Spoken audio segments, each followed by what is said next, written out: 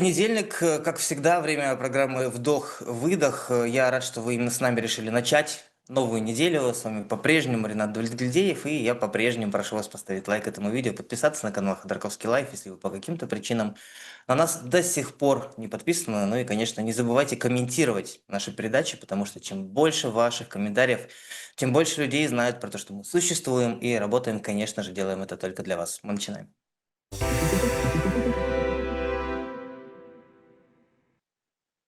И сегодня с нами ближайший час проведет правозащитник, писатель Сергей Савельев. Рад приветствовать.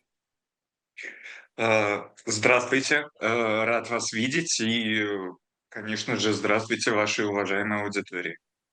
Многие из наших зрителей помнят, я уверен, наш предыдущий разговор с Сергеем и вообще знают Сергея как человека, который разоблачил пытки в российских тюрьмах.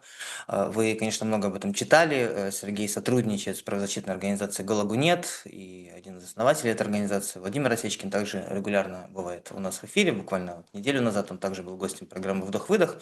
Но Сергея мы пригласили сегодня, потому что совсем недавно, этой весной, вышла книга Сергея Савельева, которая называется «Троян. ГУЛАГ нашего времени».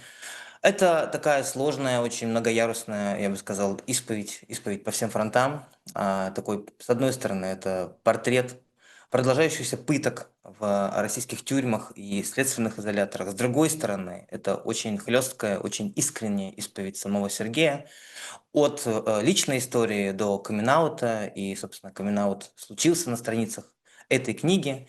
Вообще, Сергей, как вы решились подобного уровня откровения работу написать, и как проходила, наверное, ваша, собственно, работа над этим произведением? Как я решился написать, это довольно трудный вопрос. Когда я впервые вообще приехал во Францию и несколько дней провел в зоне ожидания, так сказать, для иммигрантов, потому что у меня не было визы, и меня встречали коллеги по ГУЛАГу нет, Владимир Осечкин и Денис Пшеничный. И мы вечером разговаривали, что эта история, ну, то есть она просто невероятна, ее нужно изложить на бумаге. И я вынашивал эту мысль какое-то время, около полугода, но я был очень занят в первое время. А потом, когда я начал писать, когда я начал первоначально в этой книге не было камин-аута. Но когда я начал потом перечитывать, я понял, что она нечестная, и мне захотелось там это сделать. И вообще камин-аут — это такая личная вещь, каждый должен это сделать, в свое время и в той форме, которая ему ближе. И вот, поэтому я так и сделал. Ну, очень круто, да, что вы это сделали на самом деле, потому что мало кто на подобное решается. Но я вот и про камин-аут, и про положение российского квир-комьюнити сегодня в воюющей России хочу поговорить немножко попозже. Начать все-таки, ну вот после вот этого короткого вступления про вашу книгу, я хочу с того, что лучше всего откликается и пересекается, да, с вашим именем и нашей аудиторией на данный момент. Я имею в виду, конечно, это пытки, колония, да, это ваша история заключения. И про вашу историю заключения в книге тоже сказано многое. Но вообще тюрьма тема такая опасная, с осторожностью вообще обычно принято об этом говорить. В силу там ряда причин. Но я хочу, чтобы вы все-таки повспоминали. Я прочитал книгу, не буду ее пересказывать, потому что это как бы все-таки ваша работа.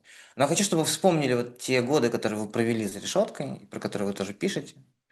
Есть расхожая фраза про, да, тюрьму как зеркало российского общества. Но вот, тем не менее, мне очень интересно понять, кто были те люди, которые с вами там сидели, и вообще какой была тюрьма для вас, и как к вам относились, учитывая, что вы, с одной стороны, да, гей, но, насколько я понимаю, вы тогда были скрытым геем, и с другой стороны, вы так или иначе работали на администрацию, что, собственно, помогло затем, да, раскрыть все факты преступлений в российских тюрьмах.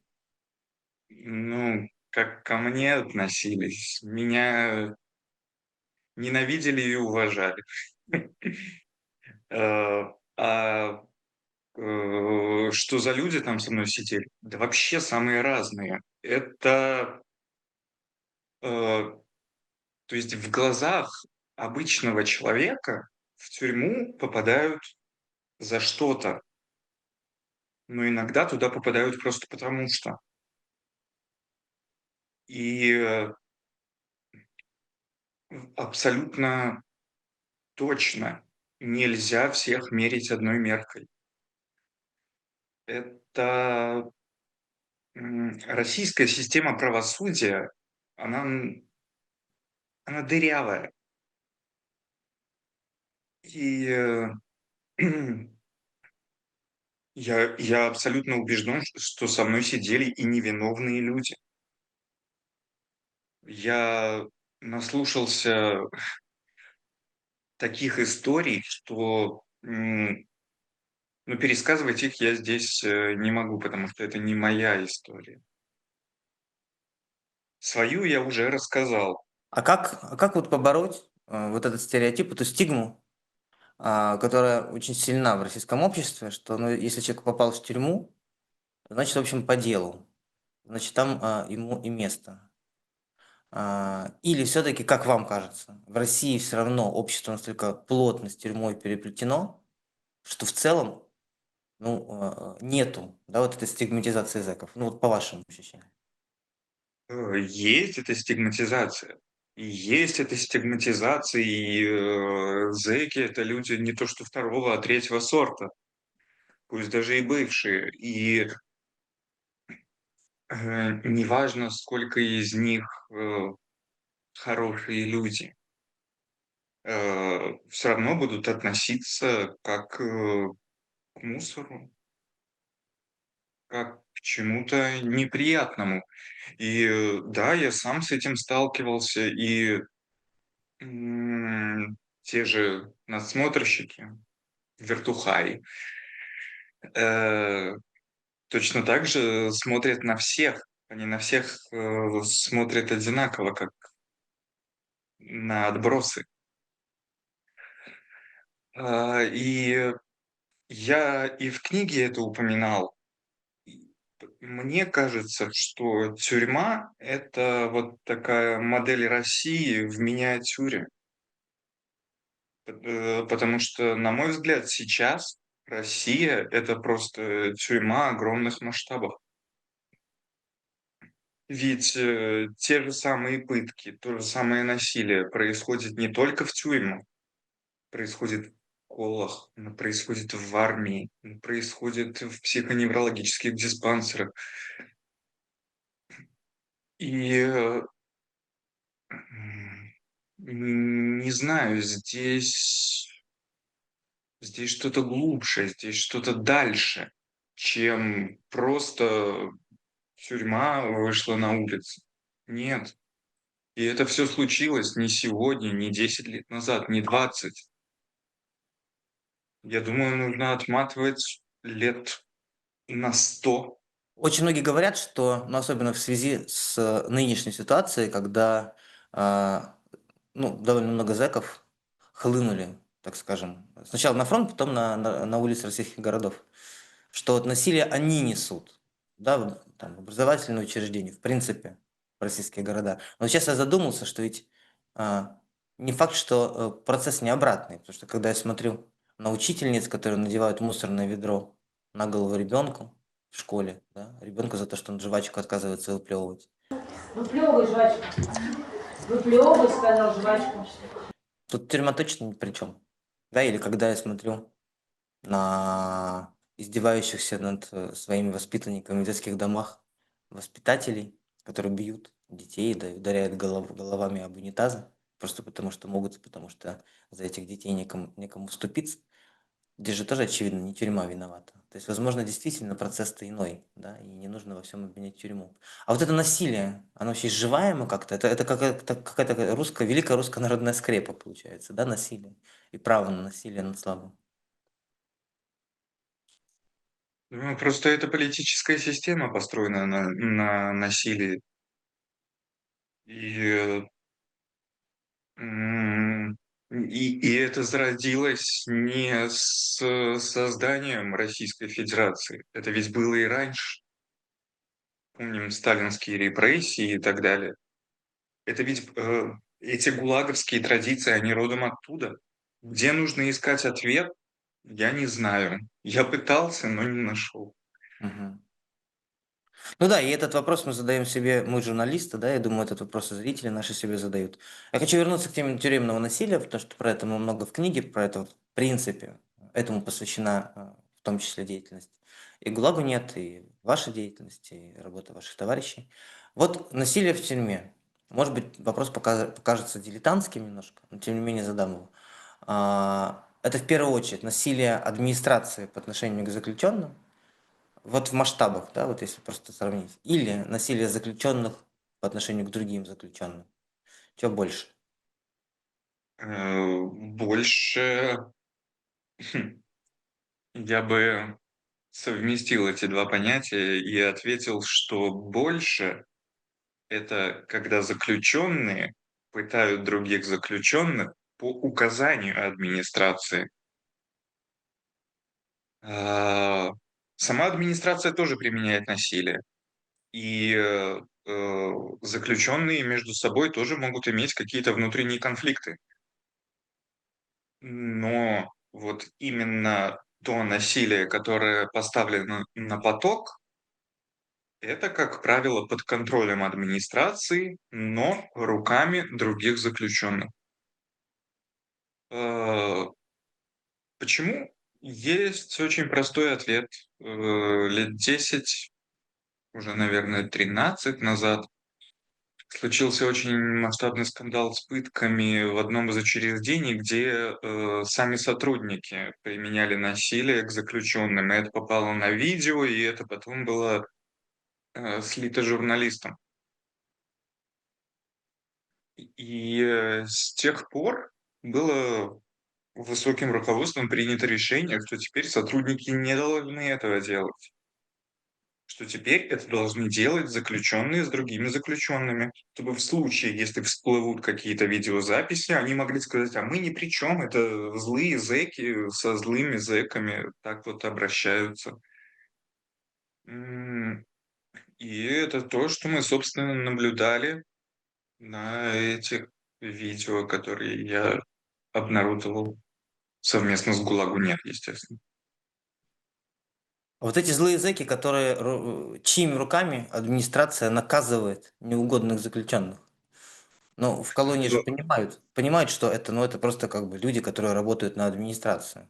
Им нормально живется? К ним отношение тоже, наверное, ну, как минимум негативное, или их просто боятся? Их скорее боятся. Их скорее боятся, и как им живется, ну, по крайней мере, их никто не посмеет тронуть.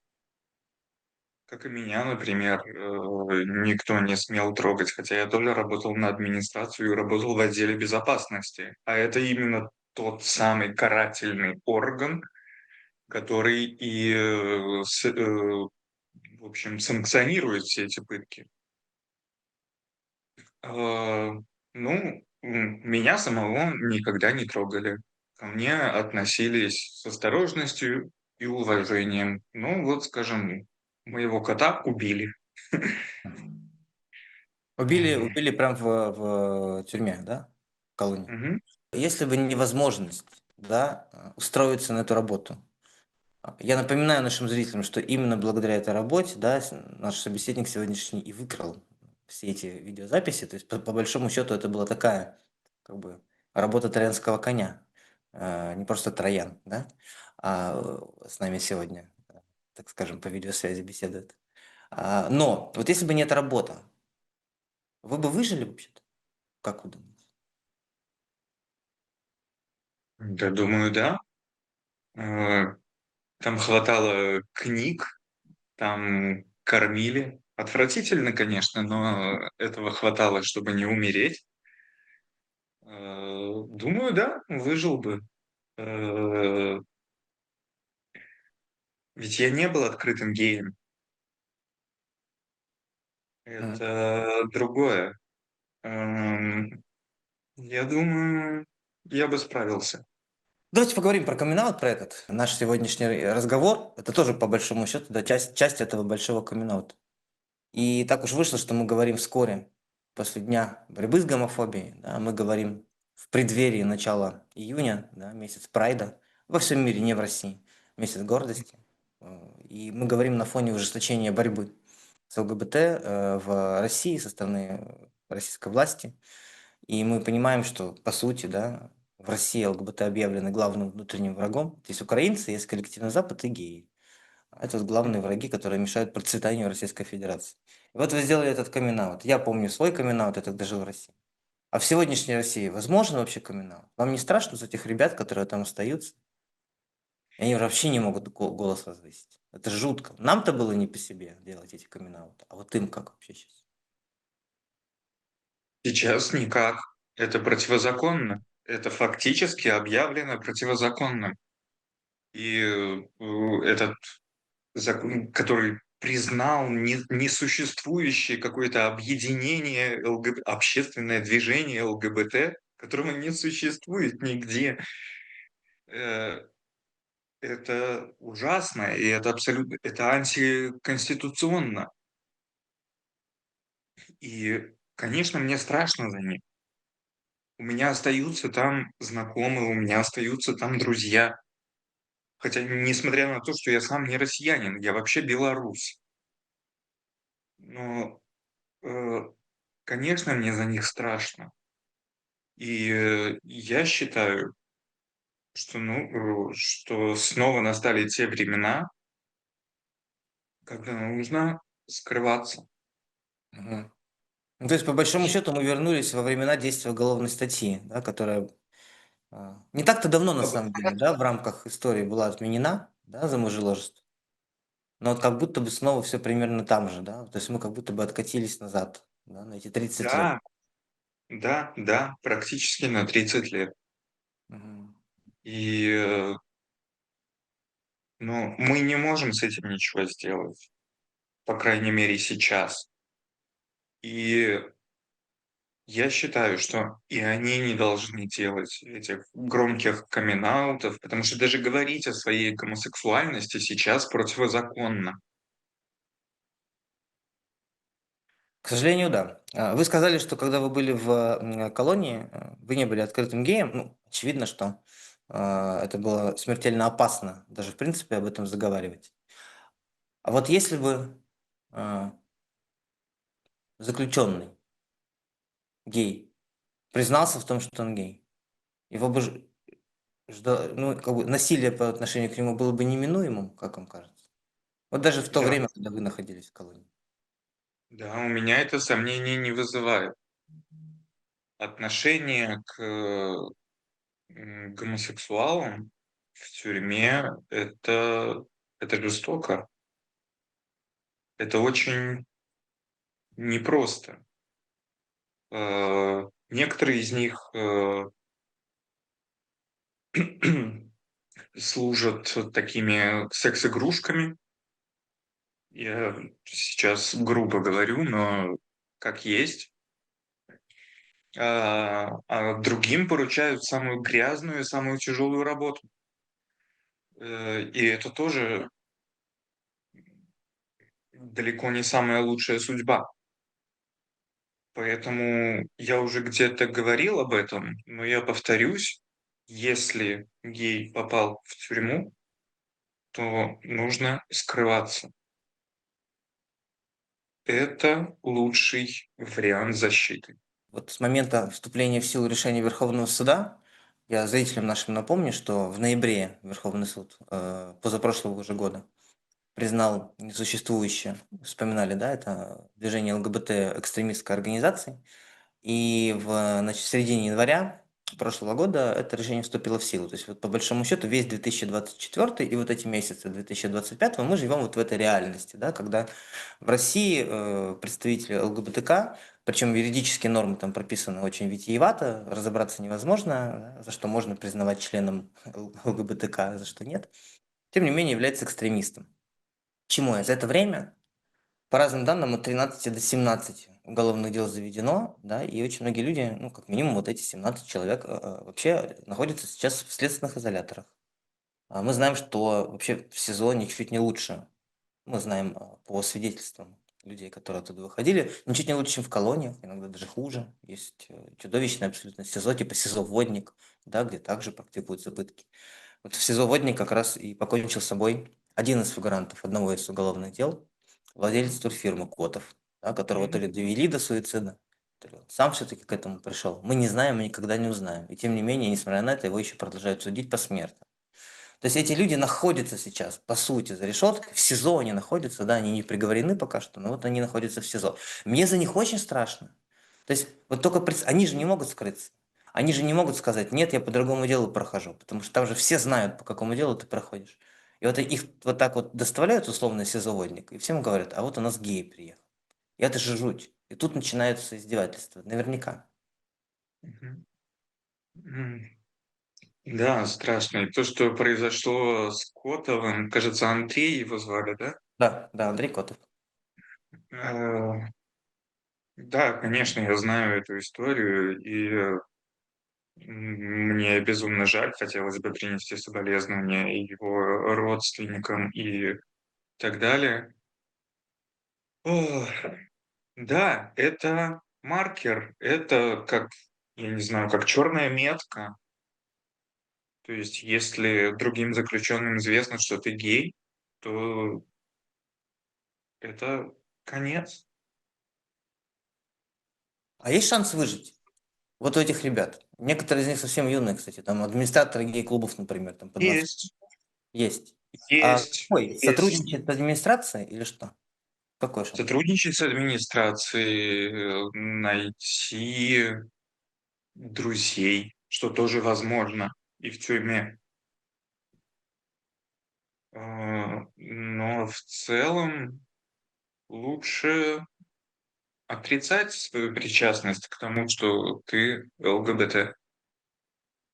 Не всегда это возможно, но тем не менее это лучшая линия защиты. Еще к одной новости, которая так или иначе касается прав ЛГБТК в России, хочу вернуться и обратить на нее и ваше внимание, и внимание наших зрителей. Тут на днях прошел юридический форум в Санкт-Петербурге, много очень одиозных фраз там было произнесено, и одна из самых страшных, один из самых страшных текстов, наверное, сказал вслух министр юстиции, между прочим, Чученко. И он предложил подумать, я сейчас цитирую, об освобождении от уголовной ответственности в случае, если человек нарушил закон при защите нравственных ценностей.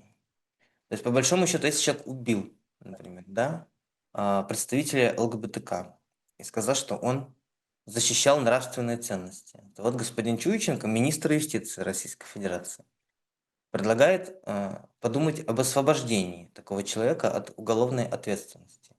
Как вам кажется, это нас готовит, в общем, к легализации каких-то народных расправ?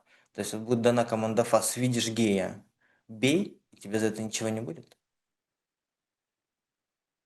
Ну, это очень похоже на то, то есть, как вы, например, мне писали, да, это такая охота на ведьм, и если это будет принято, хотя я в этом сомневаюсь, э, ну да, настанет время судов Линча. Ну да, удивительно, что это министр юстиции, что это не просто какой-нибудь активист, что это не просто какой-нибудь сумасшедший депутат Милонов, что это не движение 40 сороков, да, что это не какой-нибудь там борец с геями Тимур Булатов, который лично на моем подъезде в Петербурге краской рисовал слово «пидор» и присылал мне и моей маме в WhatsApp фотографии меня, на которой был наведен курок. Но это вот не такие сумасшедшие активисты, да, это министр. Это человек, наделенный властью. Это человек, который является руководителем большого силового ведомства. От этого вообще становится не по себе. А у вас есть объяснение? Я на самом деле этот вопрос задаю себе, нет у меня на него ответа, может у вас есть какой-то, или мысли какие-то. А зачем это вообще российской власти? Вот эта охота на ведьм, которую мы упомянули вместе, а зачем она нужна?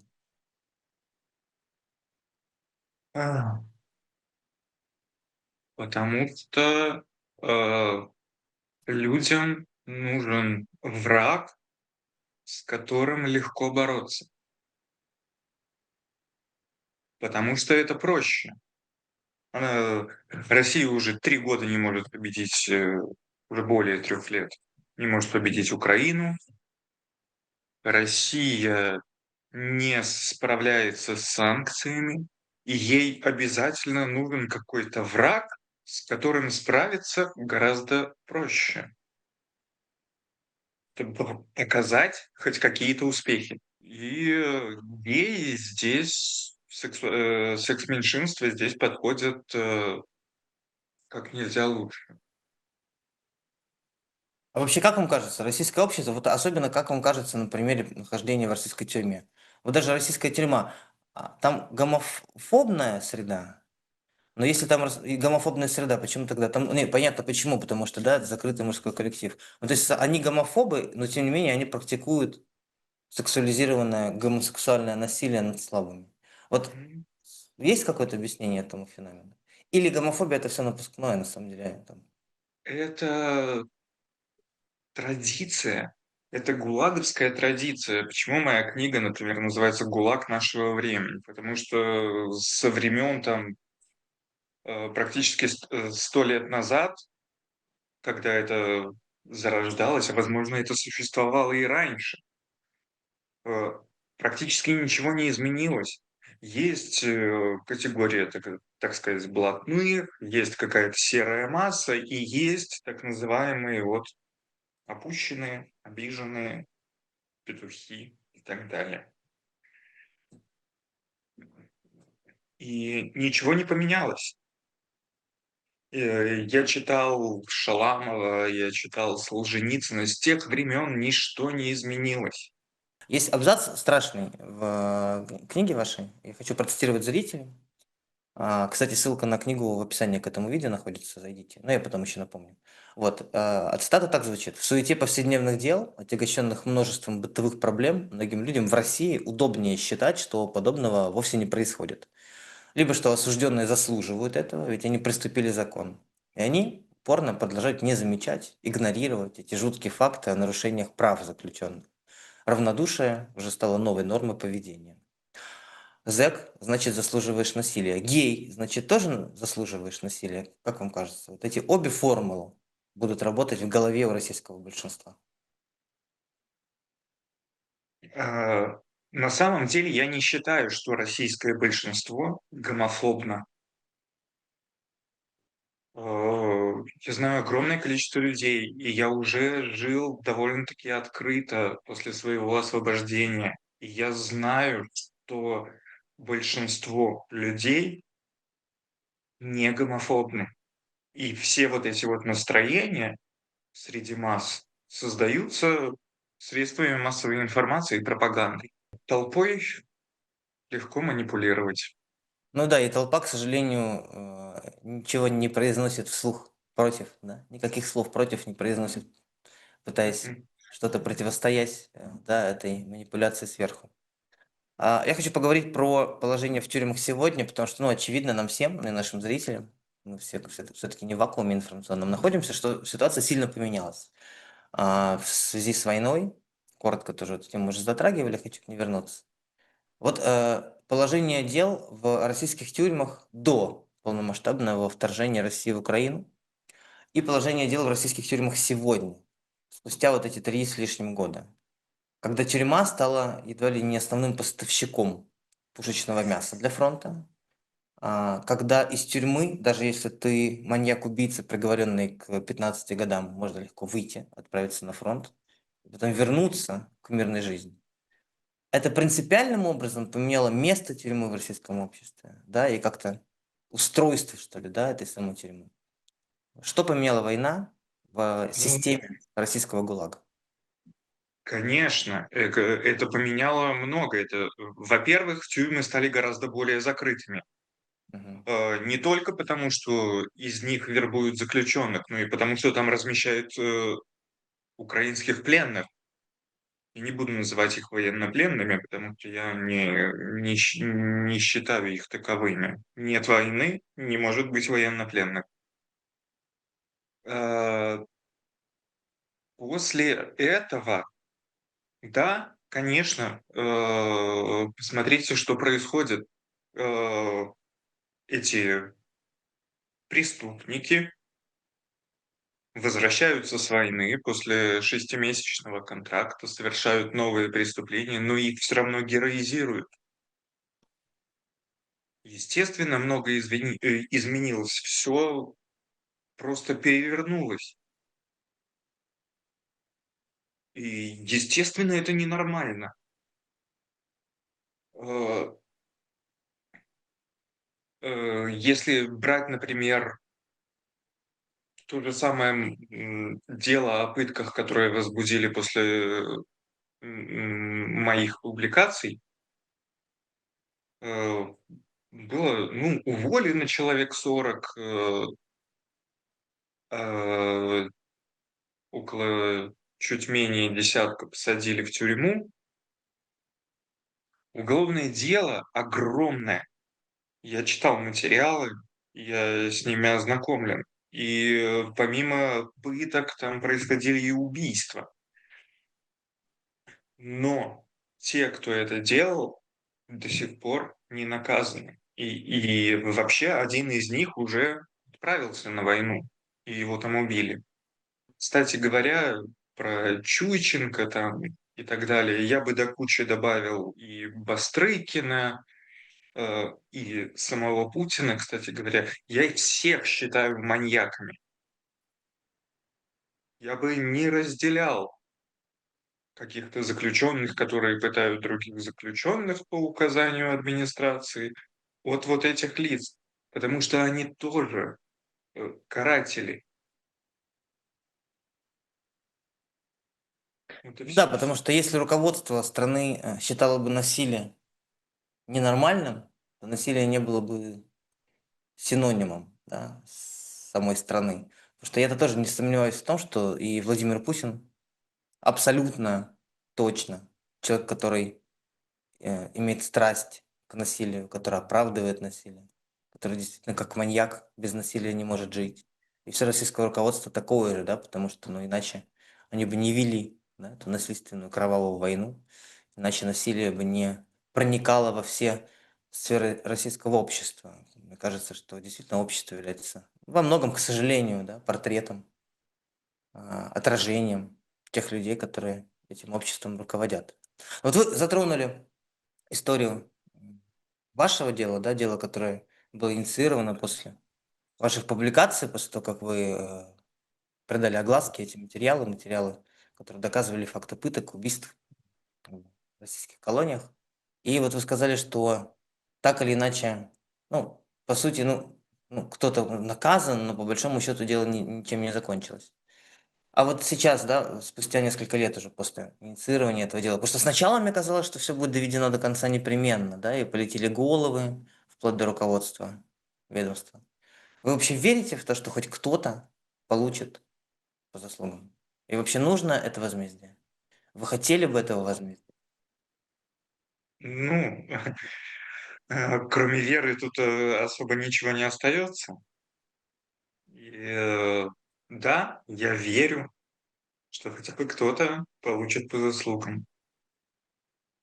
Я Мгм. знаю, что да, один из карателей был отправлен в войну, его там убили. Я знаю, что другой пытался покончить с собой. Я знаю, что остальные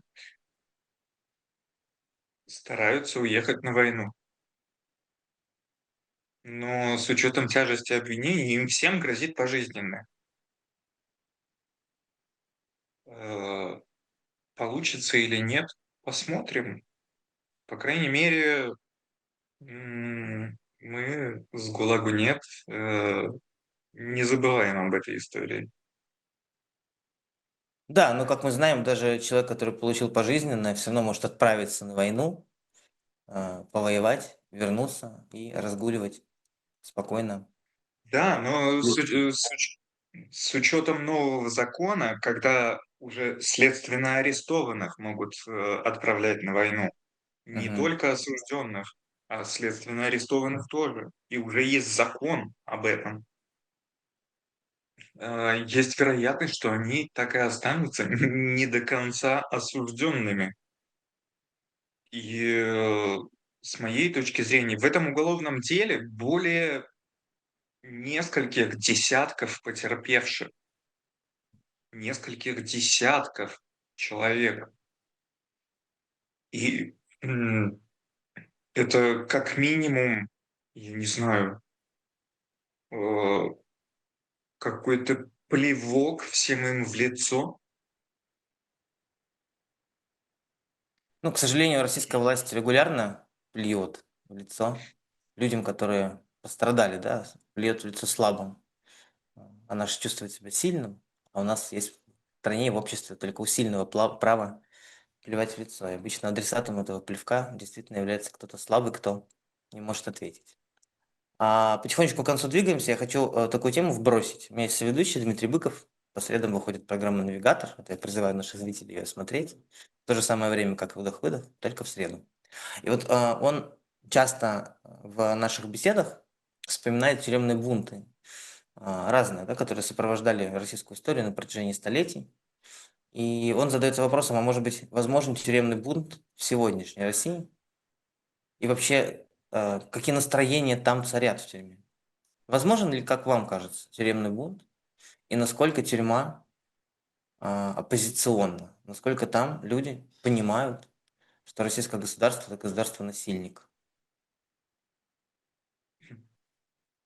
Ну, и я ведь тоже из тюрьмы.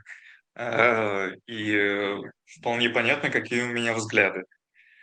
Но сегодня, да, вполне это возможно. Тюремные бунты возможны. Они происходят время от времени. Мы это видели в ангарской колонии. То есть это возможно. И время от времени это происходит. Но насколько это будет массово, насколько там оппозиционные настроения, я не решусь говорить. И я не думаю, что русский бунт, бессмысленный и беспощадный, начнется с тюрьмы. А с чего тогда? С чего тогда начнется этот бунт? Потому что есть ощущение, что только бунт, да, способен чего-то перетрясти внутри российского общества. И где тогда эта точка кипения, если не тюрьма? Нужен лидер. Его нет. Ну, потому что все лидеры были уничтожены ровно там же, да? Ровно в этих тюрьмах и были Были уничтожены. либо изгнаны, либо убиты. Да. Как и в Беларуси. Я часто провожу аналогии с этим. Беларусь — это как и испытательный полигон пыток. То есть создается впечатление, что те инструменты, которые использует белорусская власть, затем перенимает Россия. То есть это похоже. Это очень похоже. То, что было в 2020 году в Беларуси, я, к сожалению, не участвовал, я сидел в тюрьме, затем происходило и в России. Все вот эти вот силовые разгоны и так далее. Запрещение демонстраций, запрещение любой символики, признание экстремистами. Все это до этого уже было в Беларуси. Э, И, конечно, Путин диктатор, Лукашенко диктатор, я в этом не сомневаюсь. М, Но что может стать причиной? Я не знаю, я думал, когда убили Алексея Навального, это могло бы стать причиной, но не стало.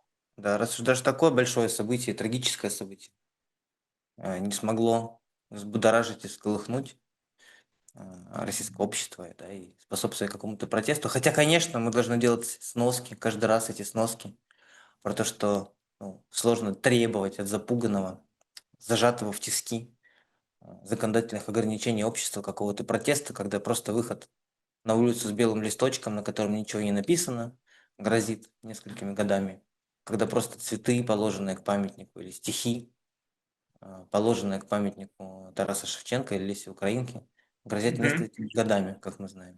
Конечно, требовать, наверное, от этого общества сложно чего-то. Или то, что случилось с Артемом Камардиным, например, на маяковских чтениях, которое, извините, из-за стихотворения дома, в своей собственной квартире подвергли сексуализированному насилию. М, Сняли это на видео и показывали его девушке. И это ужасно, это жутко. И это везде происходит. Это повсеместно в нашей новостной ленте сегодня. И то, что происходит с Колесниковой, то, что происходило с Бабарико, например, это я про белорусских оппозиционеров. М, Это примерно то же самое. Но они хоть какие-то величины, а это просто люди. Да, их мнение не совпадает с вашим. Но разве это дает вам право совершать такие действия? Это это ненормально. И, не знаю, мне трудно говорить на эту тему, но не так давно моего друга убило в Украине ракетой. Практически нечего хоронить. Но да, и ничего не могу с этим сделать. Э, Чуть больше, чем друга, но ладно. А, Не буду называть его имя. Э, Это что может стать началом бунта?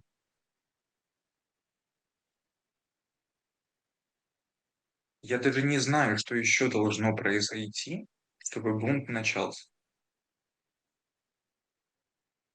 Я просто не представляю. Я не знаю. И, к сожалению, я могу тоже только такой ответ дать. И, к сожалению, большая часть людей, с которыми мы эту тему пытаемся обсудить, тоже говорят, я не знаю.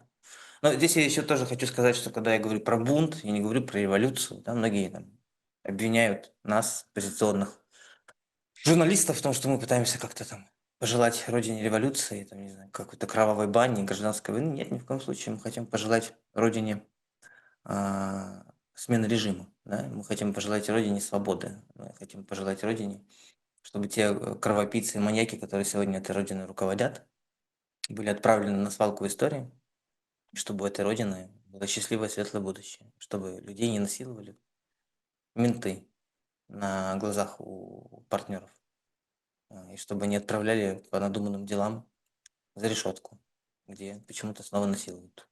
И вообще, чтобы насилие перестало быть синонимом этого государства. А для этого насильники должны перестать этим государством управлять. У нас заканчивается время наше, поэтому последний вопрос я задам очень простой и очень личный. Вообще, как у вас сейчас дела? Где вы живете? Все ли хорошо? И чему посвящены ваши сегодняшние дни? Ах, Итак, сейчас я живу во Франции, на юго-западе, рядом с Испанией.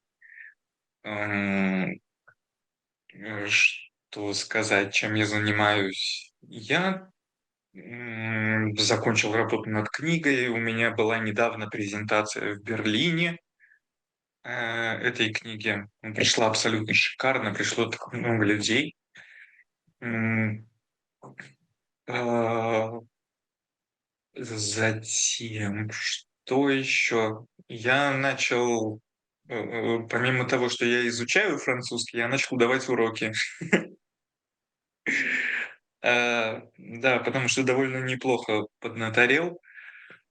М, э, Нашел друзей, и в целом все хорошо. В целом все здорово. Сегодня +20, у меня уже второй раз обгорел нос. Ну, я, как дитя подземелья, все-таки очень восприимчив к солнечному свету. Ам, м, В целом, наверное, и чем я хочу заниматься? Я продолжаю сотрудничать с "ГУЛАГу нет". Помимо этого, я думаю, размышляю пока еще над, другой книгой, потому что, как выяснилось, я пишу довольно-таки неплохо. А, и я попутно пытаюсь найти себе какую-то простую работу, обычную, человеческую. А, что-то, не знаю, приземленное. Э, пока не очень получается, но я стараюсь. И, я думаю, все получится. Я в этом тоже не сомневаюсь. И я желаю, чтобы все у вас получилось, чтобы жизнь, может быть, была не самой простой, но счастливой. Она не может быть простой в наше время, но пусть она будет хотя бы немножечко полегче. И с каждым годом пусть становится легче и лучше. Спасибо за откровенность, спасибо за вашу работу, спасибо за вашу книгу. Повторюсь, ссылочка в описании к этому видео. Заходите, покупайте, читайте. Это непростое, но важное произведение. Просто не будет. Ну, просто не должно быть. Сергей Савельев, правозащитник, писатель, сотрудник «ГУЛАГу нет», был сегодня гостем «Вдоха-выдоха». Я благодарю. Спасибо. Спасибо. Пока.